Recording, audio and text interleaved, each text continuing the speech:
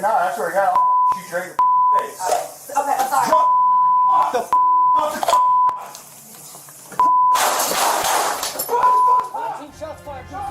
Tatlong beses pinagbabaril ng pulis ang isang babae sa loob ng kanyang bahay sa Illinois sa Amerika.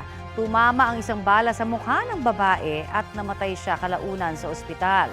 Batay sa court documents, rumisponde ang mga pulis sa bahay ng babae dahil sa inireport niyang may taong nakapasok sa kanyang bahay.